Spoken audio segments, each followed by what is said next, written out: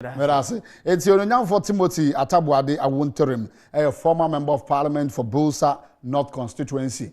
Or come who are Hanamo Samson young for Samuel Ayepe, a former member of parliament for Yensuano constituency from my region. Arabo, good morning. Morning. As a may Oh, when you say constituency, they want to mean to identify. Yeah, but you cannot even run away from where your umbilical cord has been buried. You would always go back there, no matter who exactly. You are. Arabo term. Yes. Nampom to say. For me, all right. Great. Yeah. Arabo, you pay me to catch it. Nyamia do me ho. Mpomu ye na mohana me ba yache. Okay. Me mpomu ye. Ye de nyamia se. Bibia ye. Adebere ya yira. Ni titiru pa ye yen akanfo. Ni ye no mo ni sa haw ni bi. Okay. Ene yen kasa na nipa no bebere sua aka nti ye de brofo ahyehyehye na fe ya dandan kasa nani. Ukọ other tribes na omo ni sa problem. Debi omo kan kasa omo kan straight. Chia me. We say good morning. Good morning, no. Yo. And so no okono krom sisia na ochia onka good morning da. Arabo mo kan chia wo no krom ka se. E o sa ka che mi se ma che. Na mi je so ye nua. As there haye yani o. Se gba na ba ku bi abebom mi chia wo mi je wusu o ya dan kranfo. Nya boy nheli ono Okay. And so nkranfo wo nchia o. Se ayesa ma wo nchia na ayira. Me to bi se mi se nkranfo anopa wo chia dan aminim. Ya minima ne menga boy me heli ono ano asiche ne se mi chia wo mi je wusu eno nsi nchia akanfo chifu in particular anopa ye chia machi so ye pehina ye ja oba pehina no yo bia ye na o ye utipenga ye nua na awia ye chia maha Yesono saa na anwumire ajo first right die ni awo ene ya nopa na obi abesra wa okwa uja de kwan no na for die ni awo okay enti ni nyina ye nchia e wosi yesu ehun hia pa ya hwe ya yenyen wu echi the next 20 years in frisia du no ba kasan be yira kra there and so no I think so honorable even the whole Ghana nyina kura no come say focus no ye yan kire ye mano brofo yan kire ye mano no nka brofo njube ko fie bi mu kura mpo no obi ofi ono bo no ho no aba eye enkran a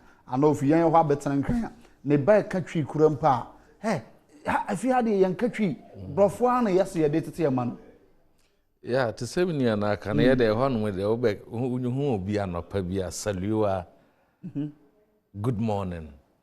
Saliwa chese good morning. Aha. Kase, how are you? No so I just yes, Kase, how are you? No so I just kanalam kubasa. Okay. It is well with me. Wow. You see, it's true say wo sha amanfo bebre pese omba na omon kan brofo. Ko brofo no na edie bibia okroma. Aja wo pese okọ parliament po na won ka brofo a Omakas we don't tibrofo. Omo tibrofo no mpo no. Ombeka che so wo tibrofo. Obrofo kakra also we tibrofo se. Enye na ama sei. Obi ko kan se omo so pempia. Otimi kambrofo yi. Into that girls in particular, you know, say is it where now you na shame pa. Akwetia girl na shame beer too much. I don't know the girl, I've never met her, but me yaso ma girl na nkobi. And you see Mpensenmpensenmu no omo kan bulia obekasa omo atena ye kromo omo kan atembi omo kan omo ehia busafo no say na nkwara no omo antena bet omo kapa onsa menkasa say meka and all my wife and my family, but surprisingly the outcome is true because maybe me call 37 million to us even a mishia girl be free of chrome. And he was amazed that my children were speaking bully. Wow. And the English do they speak it well. And they speak the bully very well. Come here, you say, as a Ghana man, so no, won't tell brofo no, or you fluent, say, what cabrofwa. You say, wouldn't answer. That is the issue. So, in the amount for mixes manama, they've put square peg in round holes because we were cabro for kesi, and so we didn't question on more nimshi. That is why we've been failing in most of our leadership crisis in this country. Tembia Mikasa, we should be severe. The CV doesn't tell the content of the character of the fellow. I've been saying that. Obeshono will be the severe, but he finished Harvard, one year PhD, 5 degrees, 1 year law. He has worked with the UN and blah, blah, blah. Oh, because of that, that fellow can be equated to fit in a position in Ghana. Then what fellow potto. He becomes worse than where he was coming from because his character is not in the CV. Characters are tested with the power and authority and resources to give it to someone to manage for the satisfaction of all. That is where your character is tested. It's not tested based on your CV. If you know be the CV, it's next to nothing. Me, I don't look at that. You see, when I'm in blame, so I can't English. You know, it's not a problem. It's the economic hardship. Well, he was calling my attention to it. Yes, it's the economic hardship that has turned the chi into English. Or called the economic hardship. I'm now arguing in any form of the economic and your situation has forced you to greet my brother in English instead of chi. I know say chi program. It is not your problem. I don't blame you. Economic hardship. It's the economic hardship.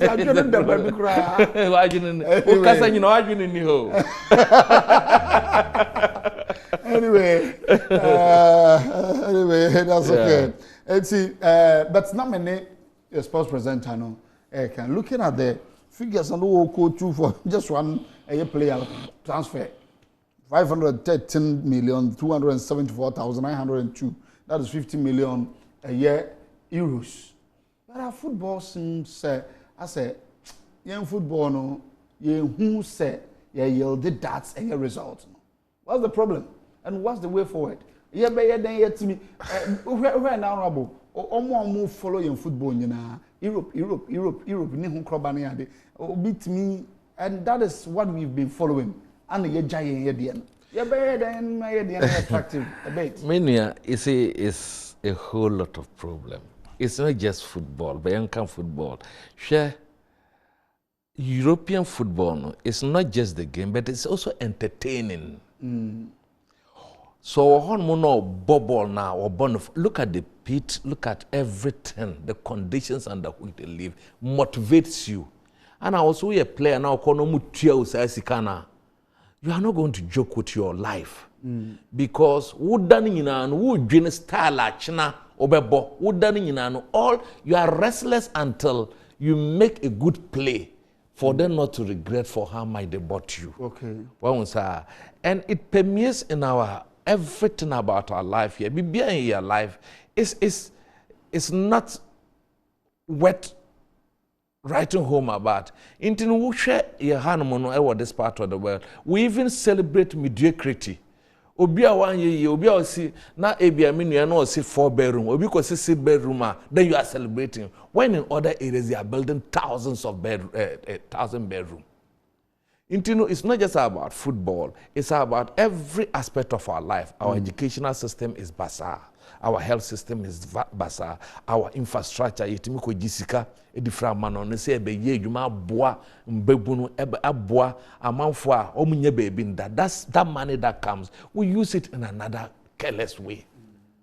So it's not just about Bulu. Our style of governance, it needs to change. There must be a radical change. We have to stop celebrating mediocrity. And that's my power now. We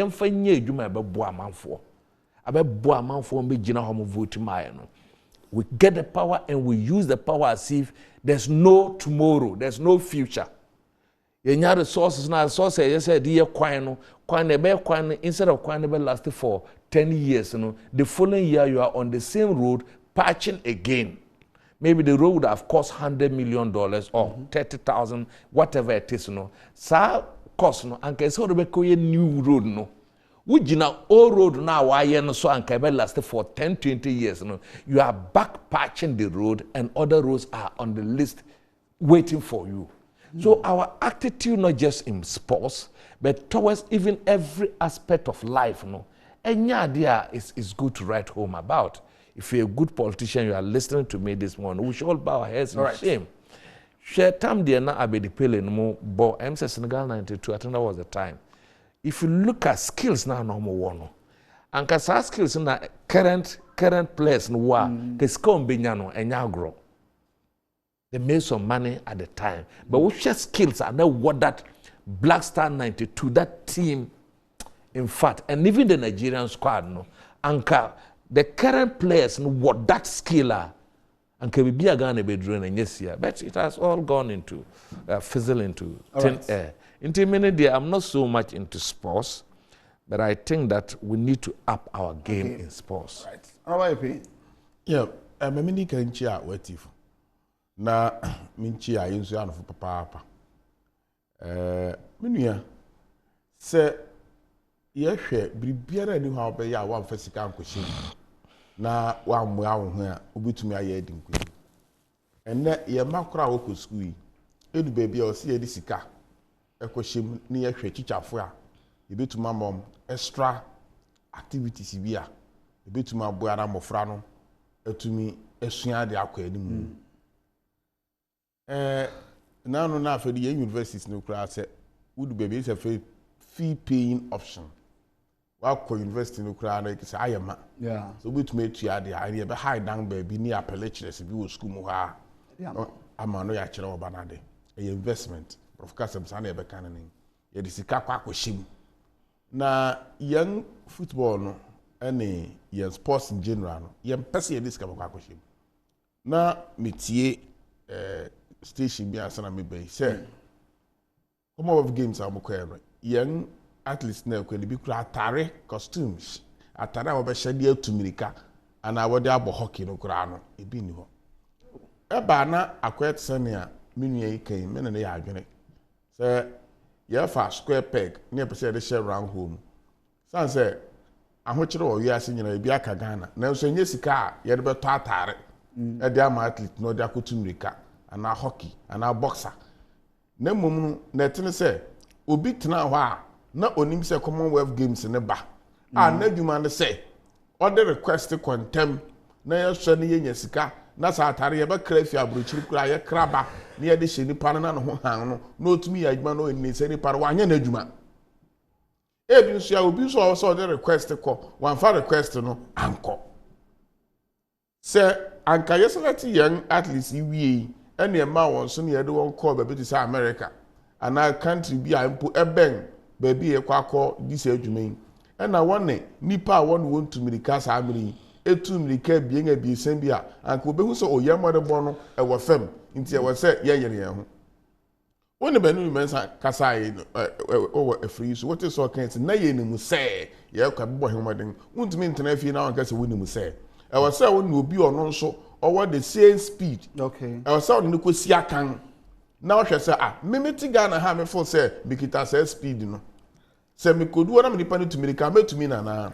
E bia bosuma bie sam bosuma nan ansa na say adwumadi ni beba so no. Ni ya be organize na tisa ye blast for the Ghana national football team no. See yakobo ball a ye di kan tournament. Yes, ye di kan koto. Na ye ne I teams ahuru kwesi akan ne ye so yen ahode nhwe. Eyi nyina wonye.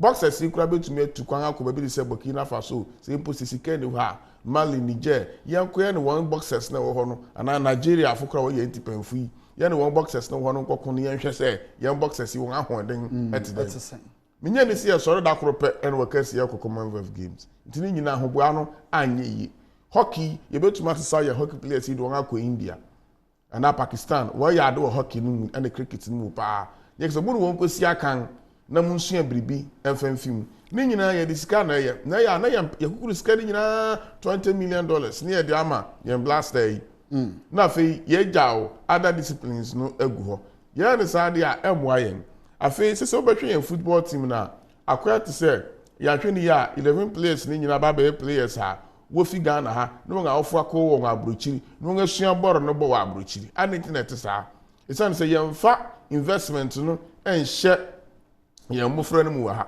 ye league no division 2 division 3 division 2 division 1 premier investment be ne ye wo so sika ahene ye de kwashim And now you're doing private individuals now on form one teams no and what yeah. Do we support them? Because say African team, Ghana team be qualify North Africa, a bank the sponsor no. Some years back, and our bank can say, on just our sponsorship in the game. Fimra buying in and self who say, all sponsor teams in North Africa be then you. Ya the car pen. Minye say a semi-finals could I be that. The last time I got GBM I cry House of Folk. I got G. A big pull out. Yes. Yes, I can want my 4 slots. You see, I could do one. Nina say, you will be glad to me a qualifier some of Africa in minutes cantimenco. It is your per se, your buania jedinga. I was say, you the investment by your parliament, you investment, Ministry of Youth and Sports.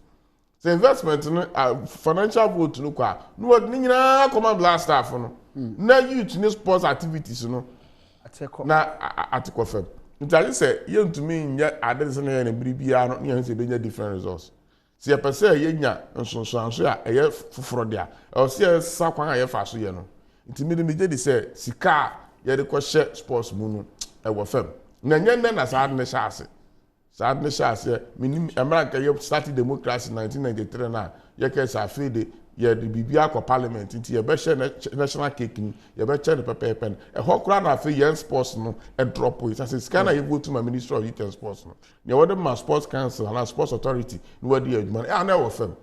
My national sports authority no so me hu ni pa kwa. One map point ni my kasa ni hu how. Say me krom akotu ekrom.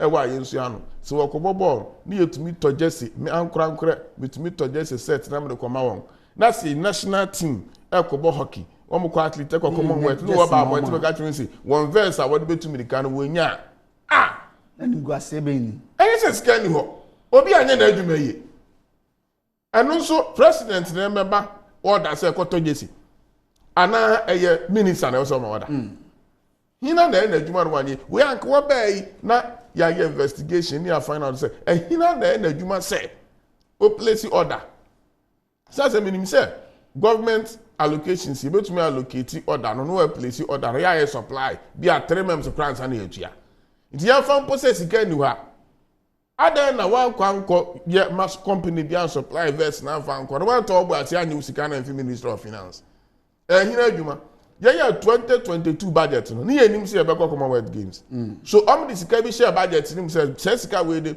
for the costume of the athletes no and a government and this Canada we should know sasa ni maybe say na gu aban ani mase no so na nya president na nya minister na you be also en adwuma wan nya adwuma ni ye. In this case, in Hesman's rule. Exactly. The investigation must go on. He said, it's great. Say, you're going to school games, you to me, just come. That's Yankolano. Near Commonwealth Games are no be afraid for Commonwealth Games. Ye nyan tarin share film to Americano. Okay. So this answer, how much money and Tias? Say, the Asman the Panican, and yes, I have Tatari will be a all right. And Pempino, Black Stars got board, that's all mobile. It's me for cast at the moment. You bring big cray mama sassy and if my memory serves me right, you trust us mom car any other and home crobany at the Eddie Mawam. And my sanctum Sikaka say part the mom. Last year Commonwealth Games, I remember say you could win gold. Or buy a depend or buy, you know, at the end of the day, yaman away and of course encouragements. Yeah, now you focus. I don't know about a pelican. Yeah, now you focus for Black Stars. And so, no mako waste is ikamba. No more for him. I mean, you come away quickly. Me pasho na imene be for atwaso. Dr. Isaac Yamwa, a governance expert. Doc, good morning. Doc. Hello, doctor. All right, so and Kumai Dr. Kwakodieno simply has to do with a year kidnapping issue be a CCCA wager. Doc, Nanko in Chumuga. Dr. Otomenga. Guys, we attempted to kidnap, and then what happened? The police just entered the scene. The community, over 300 people are gathered here, and then I don't know what to say. The suspect is now in police hands with handcuffs, and they are taking him to the bigger police division headquarters. The truth is getting to Afra. Doctor, I dey important na esi ha dey yanka twi dey important na if I saw the police in that then I will give you to the mother of the baby, right? All right. Okay. The leader. You the leader, chief. Yes, a senior. Hello. Metro TV. Hello. All right. So you try, sir. You bet me in penny for one kasa. So what we are hearing is kidnapping. Obi aba akoweja hoside akwa kidnap obi. Ene nyame adom ma che no. Ena doctor ma yen ho. Enchemu kakra. Doc, Otemenka. Hello. Meeting on panel Inspector Ajo told us major division.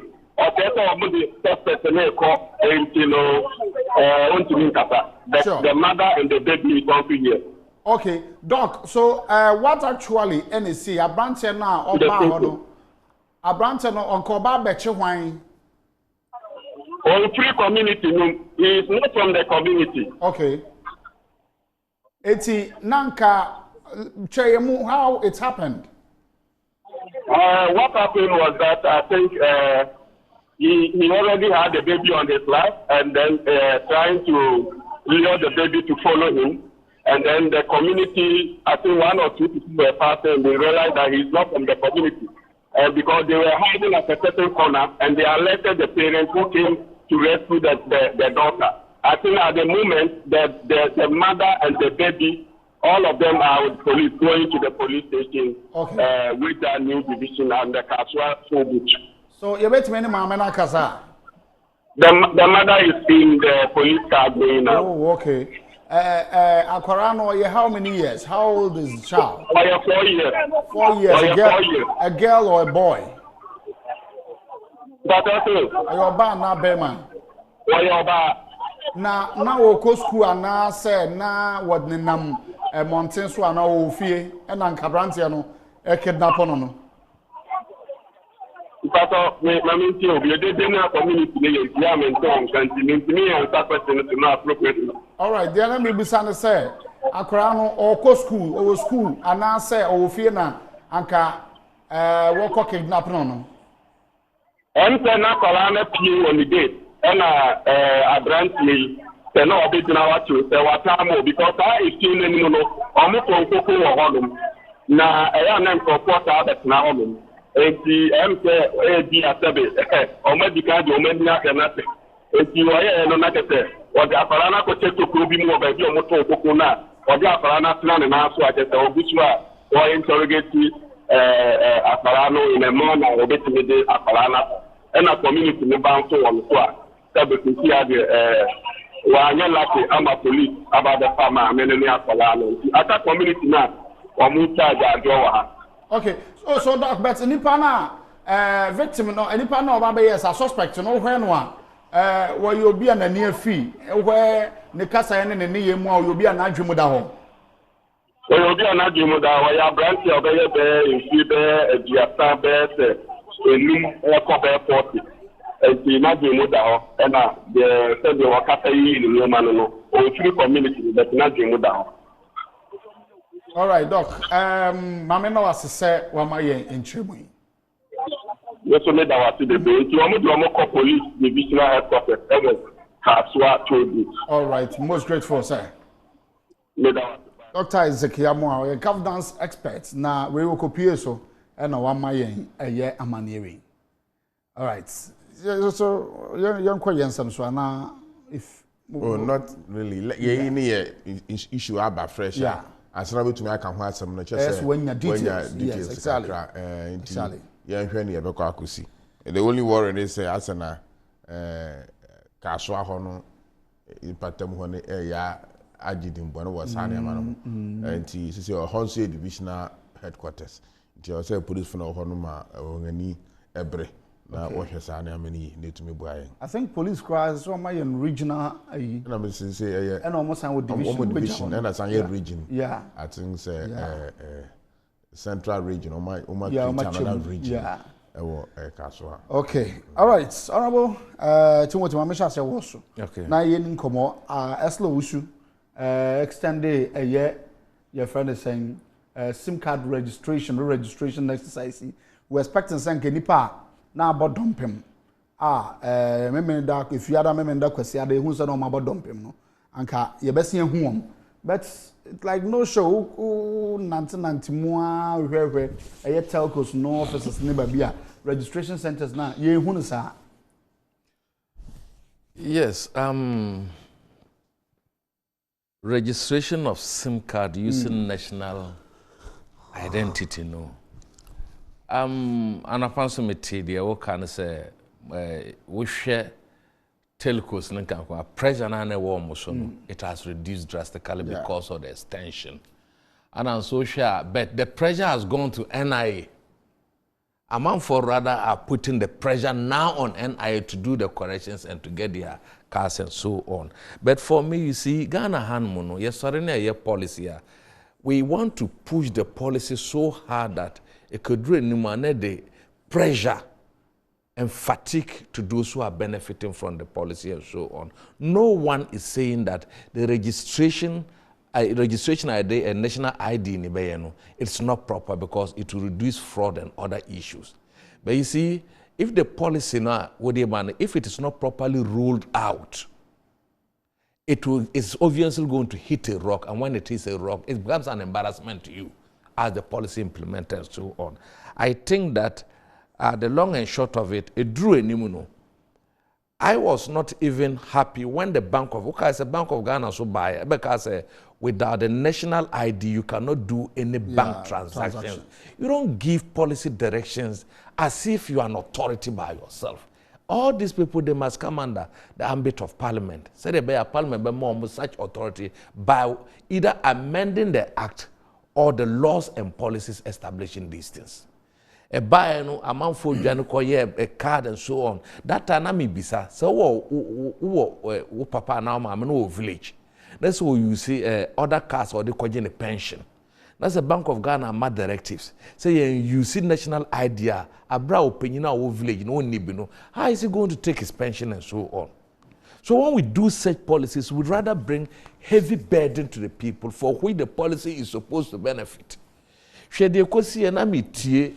Among for more call Elwak City on person guy we will not travel from Bolga to Accra because of the card.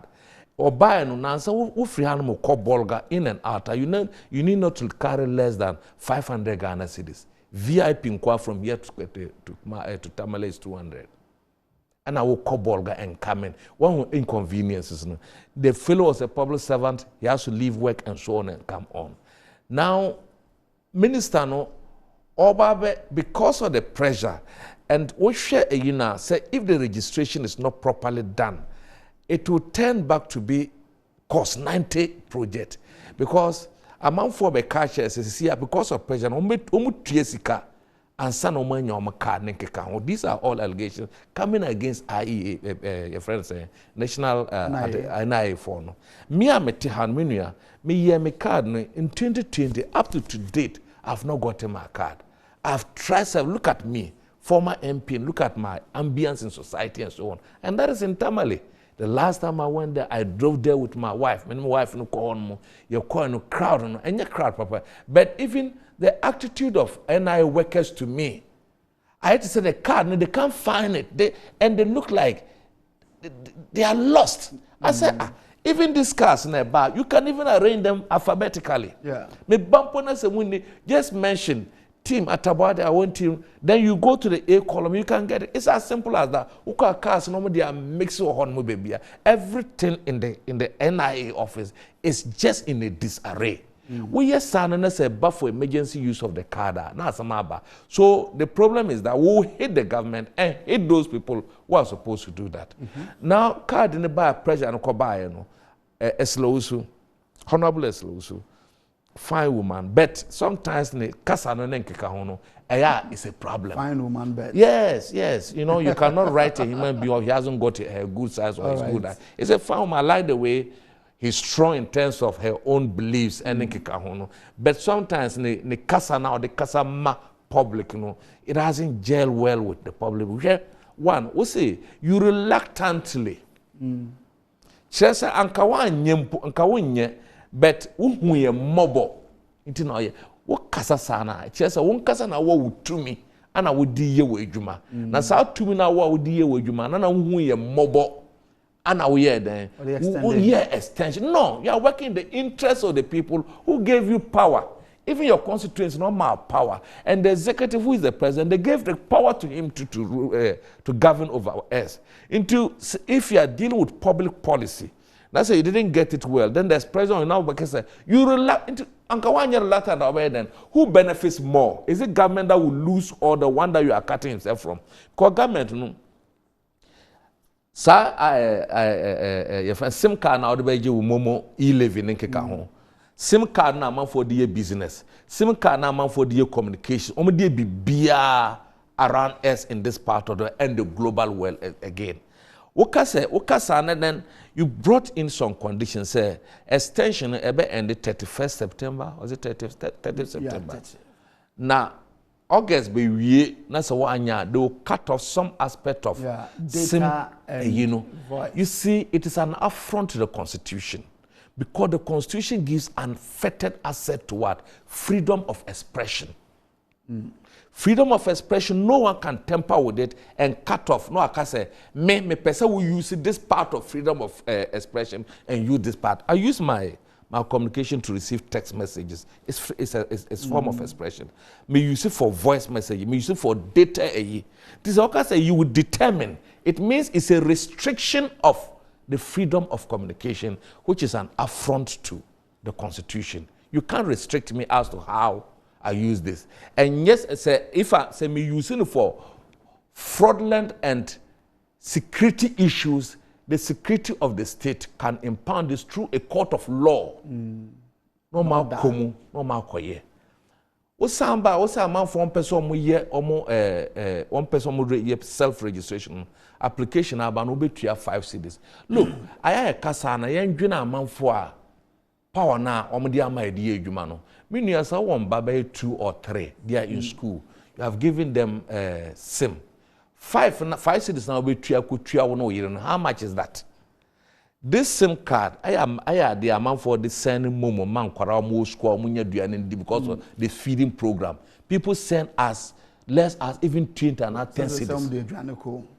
It's somebody I'm in a school, I know. Don't go there. Oh. I'm in a secondary school, I know what I'm saying. Do you know what I'm the call? Do you know what I'm talking of right. Even in Accra here. All right. That's not the topic. There's one thing. That's not the topic. What we know is the ministry. Have you followed up? Yes, we have. There's difference between almost my announcement. How much some did you know? I am in the secondary school. But we were not there. Some of the schools don't have the quantities. Okay, some of them. I even heard it. Noted. Yes, some of them. Heard that. They were even warning them the weight. I am the good I'm first weight. Yeah, like if you are reducing the size of the quantity. But me can about SIM card a juma amount for the year Chrome Hanmono. And I feel that any fee, anything that will attract a fee on the human beings must go through the People's Parliament. If you want to impose fee, if you want to post road toll, be a service the fee and a tax member on the people, you must go to Parliament to seek approval. The Minister for Communication, when you call Parliament, so will determine the cost of using public application. What went? The course I determine say to use that thing you have to pay 5 cedis. What goes into it? What went into the application? Say me tena fee. That's me register me saying using the application I must pay 5 cedis. And you say who say ye work Ghana han. I sit in a my day. I sit in a my day 5 cedis. It's not small. Among for be bro to me to me be juma. At the end of the day, will be your tongue ice water when you have 5 cedis. At the end of the day, businesses are collapsing because of the economic challenges. If you are imposing fee on people, you have to be a little cautious and ensure that the right thing is that. The whole thing about SIM card registration, look, my brother, I was expecting a man for be breaker, we share Momo Association, we share Telecom, Nenka, we share all of them. They have our data. Even the banks have our data. What was anything you want to do, just go and type team at Tabade on it. We share them data in our pop it up. Likely it's biometrical data. And every institution that our some use data here, Jumano, everything's biological is linked. Why can't we link through the institutions? And extension on I make June and extension and come December and first quarter of next year. 2 months and when I meet Dr. the CEO for NIA Atefa. I said there's no way they can do the 5 million your friends say 8 million. Commit my 8 million and years almost start here and can my way. Can be a register organ handmo. You cannot use between August to what do you call it? September to get 8 million. You cannot get that. So if you cannot get that, reasonable in nature will say we must give people time. Sure, you can and come back to my say, oh, kobe bimpa, ebia, oko yesia, so you see. Gradually people will buy into the issue of the ID. But as they say the Air Force, and yield the necessary resource we are expecting to yield from the registration of the national NIA. All right, well, yeah, come national ID. Ghana, your neighboring countries, you want to talk where ya catch pa. Me abofra me ko school na mete say 83 na mese wa ba ko otogari na wade ko Togo export ko Togo koton na mete say we say free be quarantine na uni bia untumi na ntu Togo abonten so freely emra Abidjan ba so ya Ghana futu kwan ko Cote d'Ivoire pa no yete sa word no quarantine na Ghana ye ni card eye one card actually an identity in terms of citizenship. Me did say yakechi, and the time is now. And fahu near Ubi Beka, and fahu near NDC for Beka, and mera was yenya national identification card. Yet better represent Ghana, and yet too much I say, what card the kita which I say we are Ghana ni. Once we did kita which I say we are Ghana ni because you are non-citizens ID card. Yeah. The time is now. Kwame Nkrumah babesi akoso bu amayen ni resist political parties resist and hu abayen fa so ye political party now form government bibiara ni wa obeya opponent and our political opponent or opposition onka ho asem oka ho asem na wo so ye de say wo behwe ni amapa oka ewomu opeso quality system no wafa ebi o ho so opeso twetwe djuma na we ni ebe etotwe nase na amanfo kasi waban na momoden no woto abama no nti who so opposition party be criticize government policy bi a nema bi na edi achi baako wahu ade bi wo policy na wo ye no ho a enye a oka a utie na ebeboa wo okay baako so wahu say policy no amanfo age atomo pa a ebeboa a se ukoso ya ebema na ka opposition nti oso otutu mu abo na otwe dwumadi ni san na chi. And this is why bang now our government no opposition they criticize so no one digest it one share name some more can no more suko that's no beka bia now the hu now the echia ebe how okay nti aban yi etie nia ye nuanom NDC fu no opposition fu no Ghana Africa na yetie na mumu ensem ni bi wo ho a waka wodi ya adwuma enye nia wodi ya adwuma eyeye no nso yafa yadi ya adwuma ma me kira asem ba ko a minua kan ha sisi yi okoye driver's license a ye wo kwa befa so a obeye license a oboto mbesoso a se wini sika obeye na DVLC obi ho oye businessman so obetena ha so oxalan wa kwa the license a o spend 1 hour 10 million Ghana cedis 1 hour such a person look at so many lives so o medi lives obo ho adwuma oye no otena fa 1 minute sika obehwere no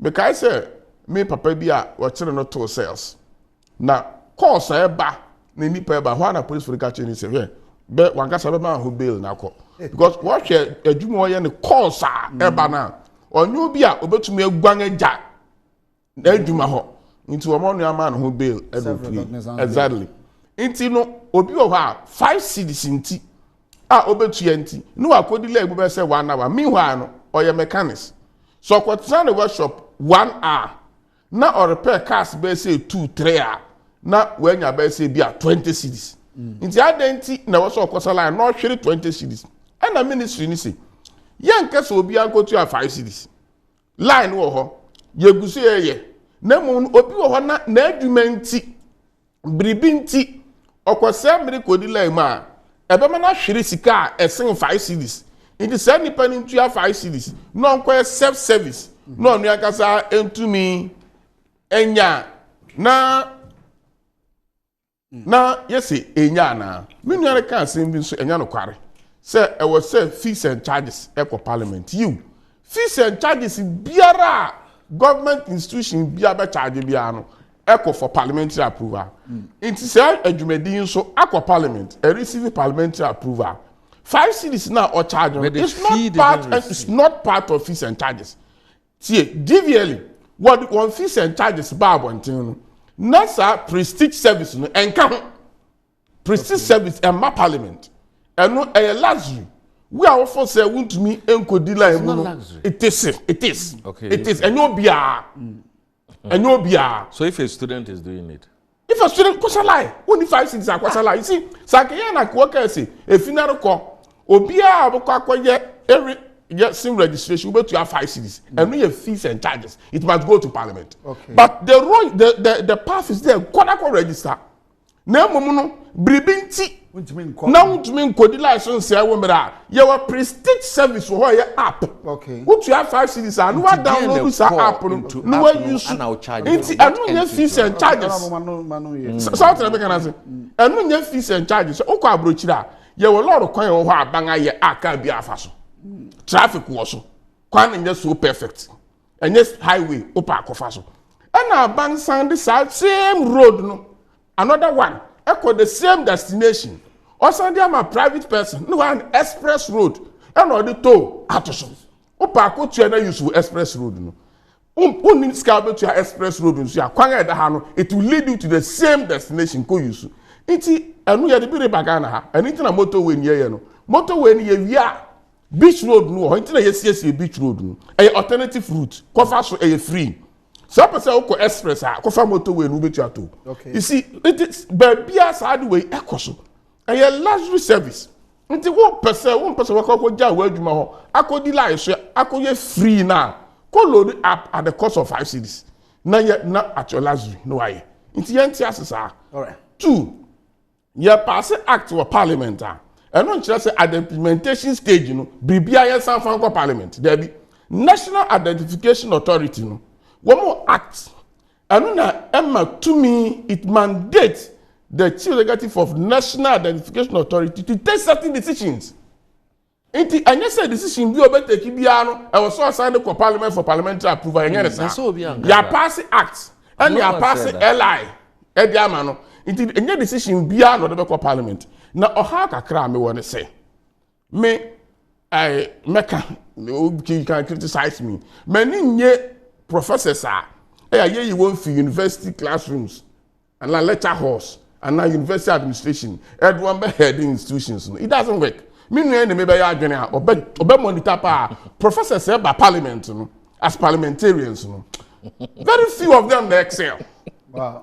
I'm telling you, it's a fact. I don't want to mention names.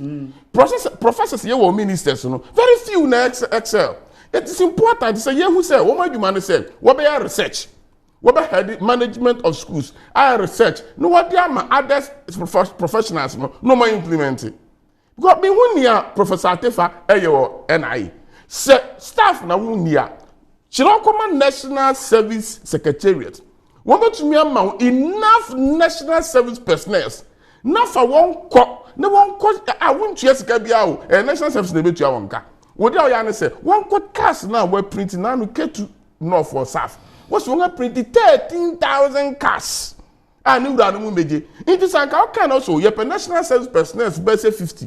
You had one code get to Nanka 13,000 cars. You won't call Regina in alphabetical order. Now if you won't cross check say, any part of forms not failing. or the mobile phone number eto so yen hwe say number na active a na yen frame na text messages no mbra mefa. What prevented from doing this? The good professor is sitting at the office on himself your lecture room no chirade. It is not like that. You see, so on to me nya yamma obi nkoye say no ya no egu aban hu fi e say nia ya kasa sesi nia honorable Osla Owusu bekan o kaka kosidan opa mamenhwe September ending say Professor Tefa entman issue enough national identification card now kasi wa block me SIM card now me the National Identification Authority and I say national media how do you call it not NMC National National Media Commission NCA National Communication Authority eko court to see what blocking me SIM wa mreku a NIA so ma me card me aya me card anya ready NIA be di for obedi for because anya nipa ne pet no fan register ye na mom no NIA entumi issue ne card e man ye wa koye process ni nyina ne card no e ma ye say ya mpa say menua ya se mo kan si ne san kan ne card say ya mpa o blocking the line or the court he win the case. So at the end of the day, you have to mean say ya block you be until say National Identification Authority by you many years. Now what to me am I enough cars out there. Now what to me there you It's Professor Tefa so to me you now. On cannot resign. Now obia over to me because we need to fine. Then let's see who can say what Dr. National Service Secretariat, near my National Service Personnel, and then when you you are almost every district in this country. It's no one call almost say the Ghanaian attitude no so one of the major factors how young. So maybe constituency. Do baby non-national identification authority personnel about all the 27 electoral areas they were there. What that my phone call your castle. Then you so can be an blame you NDC free. Mama, we catch them supporters in some one card. Oh yes, I heard it. Oh yes, it happened. Oh yes, they didn't do this. I said don't get on 28th May 2018 issued a statement. Yeah, what? Say NDC4 members and concoye a card. See, you don't. Statement. But because I send the but I sat down here quietly. No, pick and choose. No. All right. Now 2018 now. Are you still holding on it now? Let's wait. Honorable, one term. Honorable, you pay a floor. Honorable. We says the honorable said the issue that statement in 2018. And then depending in year cast in 2018 now to data. I can never back or so. I feel who say we need be able to make a bank. We need be able to mean your national ID. We need be able to me and the SNIT pension. We need be able to me and quad loan. I fear and son are winning a medical bank. I make us our medical can see. At the media, we are political party in government. And yes, Sama, who opponent in the Kenyan offer. If you are not or can't at the Atuasan, into your best baby. Now, young me the non camarade children say. And yes, sir, we are by the end of the date, in the expiring date in the person. Now we renew card, no, we will lose sin. No. Or somewhere and they say, what's similar about but won't mean find your cause. I just say, oh, now call register. So, into so the panel, but not genuinely, you will say, and yes, or better so be register. No more the national ID card, near ready, near Bueni system, Naman. Until so be a card. Now, I won't a card. Bribinti one person be register. No, you black one. How do we know so when a card and now when you're a card? Oh, sir, Ubonidin, not in such a see a you you bet me who say and pass a asymmetry or national identification. Or will be bet card no so one walk off is one man with ya. And we have to honorables a year situation. And I may say we have to make sure say you better fat national service personnel and you better recruit your senior high schools to be on a school what if you are when you enter your school so obi kwani grade I feel no media so to me fan to school so be you better make recruit on a short contract terms see the yam contract 6 months monko NIA na ka se gu ankrofo meje nyina bra me yadmo o DVL you see our son officer at the DVL you benya company bi a career company na adwumo ye say wo be your license na say ready na wa fa na company na fro No, I catch a private company and not part of DVL. DVL and any science are MOU. No, or better I catch you so. Me a so and so company. O driver's license ekita me waha. E wo DVL. Me the bro major 5 cities. Me famra. O can say I am not the abroad no abegin 5 cities. We can engage such delivery companies and no sometimes we can not common with Ghana. They sound about bebre. Then I can have an MOU with them. The NIA National Service, I think they wrote to Professor Tefo, if my memory serves me right, or Chong Command National Service, here, National Service personnel. You see, and I make a professor in Asemono. We here National Service personnel. Meanwhile, you don't have enough money. Minister of Finance in Isika. In to me, now come we need the recruitment. I say we know because we want to me recruiting part to the point. We better check us ni be we no. Na ebi titi wono mo nya. Thank you. Honor why pay. It is the point in say on national service person not paying for. On we sika oba akoye employment. Now we employ nipa ni wie. Na say o distribute cars ni wie a. Na ebe ka no. What na wonya adwuma anya. We be lay off na. Na no so akoye burden to the institution and the government. Intimate na me can say on national service personnel. On to me, on my SS full away school, on my 6 months contract. Now on per career company be now 1 year arrangement for delivery. Cast now one sort to cast out, one match with the person's phone number. Nipa be who have busum you understand the phone number. Into find a cast and number not register, but find a switch off. But anyway, at least one will be one friend one. No one can chill one see. I feel I don't know make can be one check one system. Me suffer penny be frame. Papa Sofubi. O see, the card no. Oh yeah, and we see, Jama, the date of birth, the changes be bemu into system no are blocking the card no. Why ya several your system in Lizzie card here. System bang. Now what we are here, yeah to me, no, I block banner. Also to me, also to me, and I making a say. Mini card here, there's an ironing. Well, system a query. We na woman conflicting information be na query na block which is the best but a blocking we are I'll say man number of days weeks be and now you maybe I'll bet to me aye never leave the system now. All right, it he has a system no a block with system data na data na ma out here unya wakada na professor man set up the kwakwa no so no boy you pray the work can say Professor Eye Atefua, untimi adwuma na fato ho. It doesn't. Simple fato. You need not to be data processing expert. This is a typical managerial issue. All right, thank you. Because the engineers, the data processors, the IT personnel, they are there. You have to manage them. Period. Medase. One term. You know, I asked Semba Okromane. Me who say MP for non per se.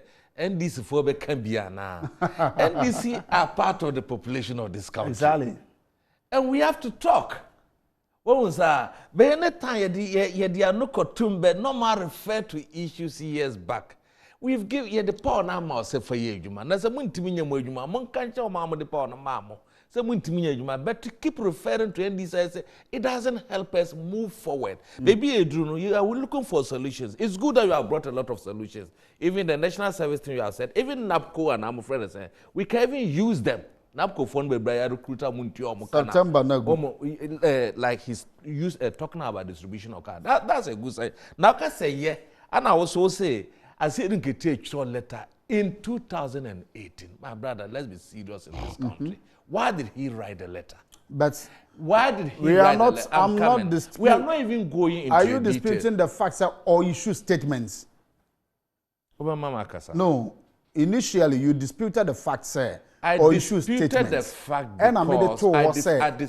fact because why did he write the letter? And that letter is still holding up to now. And the 17 million people are on my register no MPP phone call on my register. Go on. Say as now NIH catches on my register 17 million. Are you telling me you and Honorable IP catch him say? No, maybe Honorable IP has more kind. A letter and I remember the facts that was one not I said think a teacher. It NDC phone register up to and the 17 million.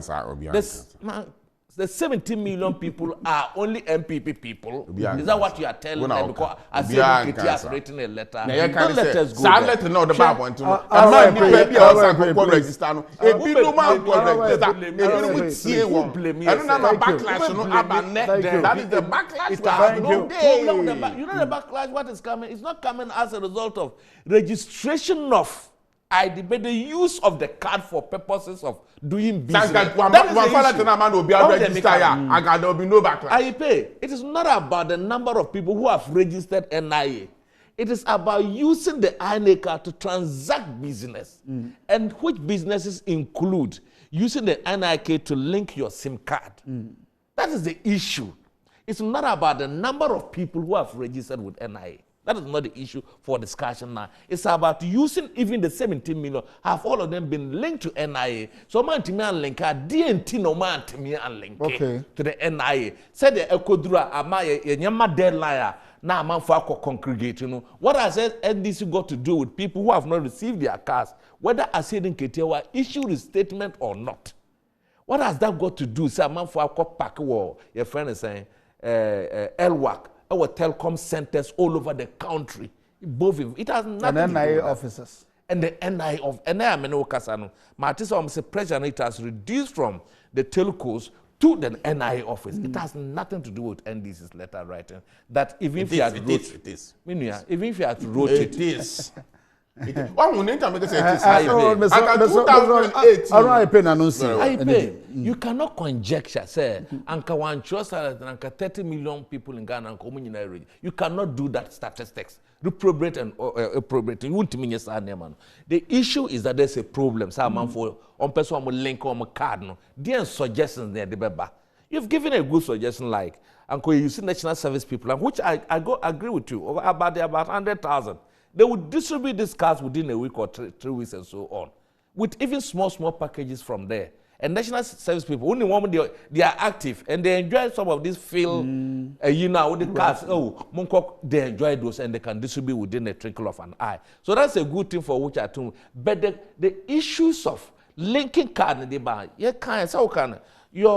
DVLA, your license, biometric, your card, your friend is saying, traveling a passport, almost every card in this country is biometric. Why must it be only NIA? Why must it be already numpo na because NIA enquire numpo? You move your voter ID no any traveling passport I register that a word on the system of the telco say me my register or honmo. That is why a numpo will banker before we issue the NIA directives no. With the old voter ID, they prefer that one than the new voter ID that they told us was better in terms of the biometric. You don't know why. You don't know. Don't go there because. Why do you talk like that? The reason is he's playing a fact. No, it's a fact, but there's a reason for that. Just 1 minute, let me educate you. He's misinforming the listeners. You are misinforming us. It's not. Let's listen to it. Just a minute. Just a minute. What we say? No, it's true. For the truth, the say banks were rejecting the new cards. New one, old one. Yes. And the reason is that Electoral Commission register no one may casa. Will be a funny data. Now banks no ekoto data no. Dance na banks ni yesika nkoto. There's a company or the data no from Electoral Commission. Now banks no source data no through an internet connection. Into what the ID card no car. And no more fair. No akko data nim. Now just a card now the ban papa na. Into national Electoral Commission new registration. Now banks need data no. Old registration need data no more. Into the new one man now or the data nim onya referral and synchronize the data. So they use the old one for the confirmation. All right. That is why they were preferring. No, man, kasi new one now yes papa. Why should that be my problem? I have the data. Today as we speak, they have the data for the new card, so they accept it. No, recently I went to ADB. Don't talk like that. ADB haven't bought the new data. Should that be my problem? They have to, because they charge you for that service. All right, thank you. They charge you for that service. Should that be my problem as a customer? All right, maybe a customer. If ADB is not buying, if other banks are not buying, all right, is that my problem? No time. Thank you. So some of the professors who were in Parliament, Professor Dominic Phoebe was in Parliament, Professor Jamba Fortu was in Parliament. So professors. Some. Professor Jamba for very perfect, very explicit, very. I'm not saying I'm only mentioning. Professor Fobi's original parliament, no Kasa. Yes. Which will say yes, a professor. I'm only mentioning. I didn't think I want to in Penabo. Oh, something was selecting the two that did very well. The best among the lots. It's a baby more money.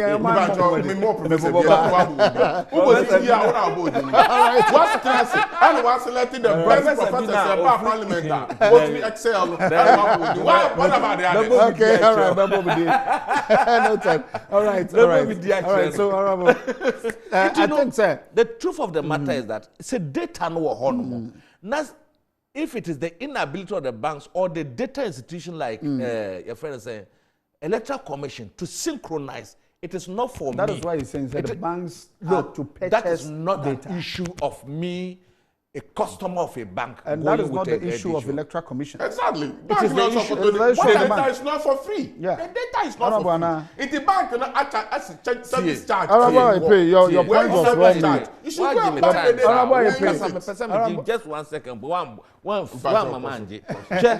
My brother, how long? Since when did we do the new voter ID? How many years? How many years now? And you are telling me that, say, banks, so many companies, they cannot go into an arrangement with electoral commission or the data. So I'm coming. You don't have the data. No, they don't even trust the new voter ID card. It's not true. They don't have the data. Maybe they should go and buy the data. They should have a link with the electoral commission. So let's activate the phone line for our viewers to also come in 0200-854-255. Hello, good morning, the first caller. Your first caller. Why won't you listen? Purchase the data. Okay, you say callers.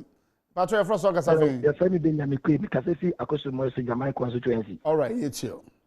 Me pato me kasa kakafa Ghana card no. Kasa. Say Honorable Johnson Sidin Katia contribution say many is phobia and Ghana card. Kasi say former MP kasa no correct. But he started Ghana card 2018. That didn't as MP or you card 2020. All because of propaganda and analysis for the Ghana card. Not forced by law to do it. The person you two I feel so much Ghana card and also emphasis. Papa, as a Jamai, you will be many constituency assembly mabacon. Your assembly, Echo J, the electoral area affording a year less than a confirmation center. Everybody, because of a some kind of verification. In a nipper about 60, could you believe that any person nipper 4 payments in Apodomo card? I could get your Kuhumudi, Yalisi Dinaba. Mokada are ready, Munkonko Judiango. Yes, I'll do that. Catchall said, Cocojo card or card, I read about concept, Catchall see. So, honorable now, man in Cassel, I am we are Cassam in Cassel. I didn't know 2020. There's no any law that compels anyone in this country to do anything at the whims and caprices of the law. I do it at my own time. I can even decide not to do it at all. Yeah, at all. Fine. That's my point. Yes. Every citizen must have a card. That's all right. Thank you. Good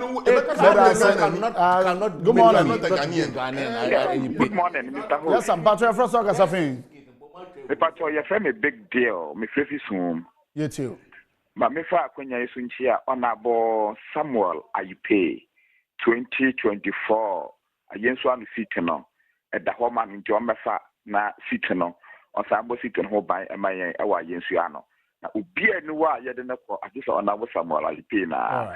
Da me kan fe mesre me nua be ma na ka Honorable Samuel Ayipe hu ewo ho no me say. Ghana no, you can say yen no more NDC for no propaganda no ayo ma. Enyama be boe bia wakane bia no ma tumfutro egu yengani. Because yen no say Ghana card mo ye mo start for ye. Yen no NDC for the propaganda to mu wonye enya the power when bobokro no efa kwesi say. So ewi akiri no na won kasa o makwa akwaye. Woka ho bi e na edile, woka ho bi e na ne ama watch data na aburo so. Omudi deadline edoto wono hwe nipa doma ekuku gugu wo awo because omakum say no ani yede yensem card it is a yen sim card and link it to say what the Ghana card na register Nanka Ghana for Ponya de Murder, ever quack. In America, and say, Mama Yenya, and Resimu MPP government. Obefo from Rabbi 0200854255. But I'll bet me a friend now also. What do I drink? Abba. I will come here. Good morning. Hello. Yeah, hello. Yes, sir. But you're first organ something. Good morning. Me pacho from Finfi Frefi Accra Town. All right, you too. Me pacho when we say to me ye di mawa or say who say enipa say bi e di to me ni ma. So but ebi wo ho a say onye to me na oyusu to me na ma onu ankasa ni ho. Nia NDC for wo mu ye mpenu eno na MPP for mu musu ye den eye asola wusu we hu ya mobo nti ana blaka obenyi asola wusu we hu ya mobo nti enye nipa ne hu no mobo nsa na onu otumi kodu ho enye nipa de to aba e man mo no so kodu ho isi hwe enye bibi ko so ha masa mo yen kan. How can you say that? What authority do you have? When we are young perform and another ban. If say country be a cast away, Unkosenka, Nanado or Stakum one touch, but Anna Musaye, Ubushen Chendi, Namikoria Abom Denji, on to Binka. All right, but I say, my family last caller. Now, here the Chumadiano, SC. Hello, good morning. Hello. Hello, good morning. Hello. Yes, sir. But you're first organ something. But I'm a Cassandra Tire, Satao. What are you two? See, me Mamma, you don't person the Chama Ganaka. All right. Me catch out Dintia, make an Siciano. 2018, ye started almost started. I voted, cardinal. Almost a year, me now, workers in our office. Up to now, me no mean almost dear, almost kind. And also, walk up near Shanny time. No Waba. Time no a dua. Up, just one thing since last month, or bank. Yes, one Libya won't mean Yiniska.